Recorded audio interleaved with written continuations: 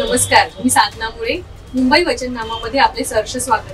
चला पाहूया आजच्या ठळक बातम्या. काशीगाव परिसरात दुधाचा व्यवसाय करणाऱ्या व्यक्तीच्या घरी 3 अज्ञातांनी मंचाच्या धाकावर 10 लाखांची लूट केली. काशीगाव पोलिसांनी अवघ्या 36 तासात 2 पुरुष आणि एका महिलेला अटक केली असून लुटलेल्या मालासह आरोपींना पकडले आहे.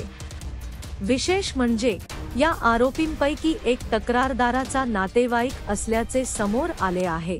तक्रारदार घरातील व्यवसायाचा पैसा ठेवत होता याची माहिती आरोपींना होती. 30 सप्टेंबर रोजी पहाटे 5 वाजता बुरका घालून तिघांनी तक्रारदाराच्या घरी घुसखोरी केली. 2 पुरुष आणि एक महिला घरात घुसले आणि तक्रारदार व त्याच्या पत्नीला धमकावून प्लास्टिक पिस्तूल दाखवत पैशांचा बॅग घेऊन पळ काढला.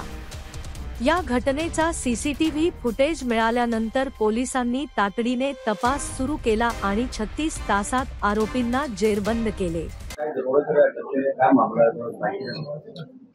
दिनांक 30/9/2024 रोजी काशीगाव पोलीस स्टेशनच्या हद्दीमध्ये फिर्यादी आहे मोहम्मद अहमद 29 वर्ष याने तक्रार दिली की पहाटे त्यांच्या घरी 3 इसम आले होते बुरखा घालून आणि त्यांनी माझ्या घरातनं जबरीने 10 लाख रुपये घेऊन गेलेले आहे. त्या अनुषंगाने पोलीस स्टेशनला 317/24 रॉबरीचा गुन्हा जो आहे तो दाखल करण्यात आलेला आहे.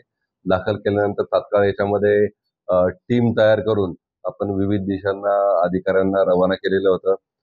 त्यामध्ये तपासामध्ये सीसीटीव्हीचं फुटेजचं विश्लेषण करून असं निष्पन्न झालं की 3 इसम जे आहे बुरखा घालून त्या बिल्डिंग मध्ये आलेले दिसत आहे आणि आल्यानंतर 5 ते 10 मिनिटांमध्ये त्यांनी तात्काळ ते गेलेले आहे. त्या सीसीटीव्हीचा फुटेजचा माग काढून आपण आरोपीची गाडी निष्पन्न केली.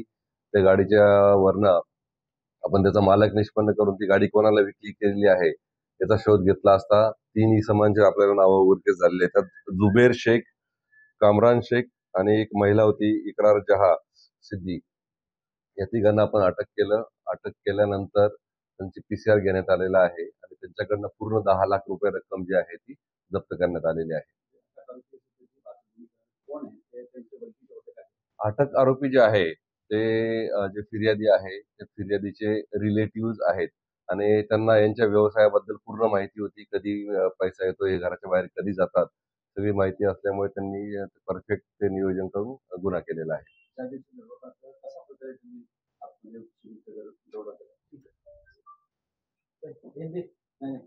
ज्या दिवशी दरोडा टाकला तर त्या दिवशी जे त्यांचे 2 भाऊ आहेत ते दुधाच्या व्यवसायानिमित्त दूध विक्रीसाठी बाहेर पडलेले होते आणि दुसरा जो फिर्यादी आहे तो अपंग आहे आणि हे त्यांना माहिती होतं. त्यामुळे हे तिघही त्यावेळेस दरवाजा ठोठावून आतमध्ये प्रवेश केला. प्रवेश करून प्लास्टिकची बंदूक जी असते ते बंदूकचा धाक दाखवून त्यानंतर ते रॉबरी करून निघून गेलेले. त्यांना पकडण्यामध्ये आपली टीम सकाळपासूनच कामाला लागलेली होती आणि दिवसभर सीसीटीव्हीचं विश्लेषण केलेलं होतं. विश्लेषण करून त्यातनं गाडीचा नंबर मिळवण्यात आला. त्यानंतर ज्याने विक्री केलेली होती त्या विक्री करणाऱ्याने परत दुसऱ्या एजंटला विक्री केलेली होती आणि त्याच्याकडनं आरोपीने गाडी विकत घेतलेली होती. तर तशा पद्धतीने आरोपीचा शोध घेऊन अटक करण्यात आलेली आहे. आपल्या मुंबई वचननामा चॅनलला सबस्क्राईब करा आणि बेल आयकॉन दाबायला विसरू नका.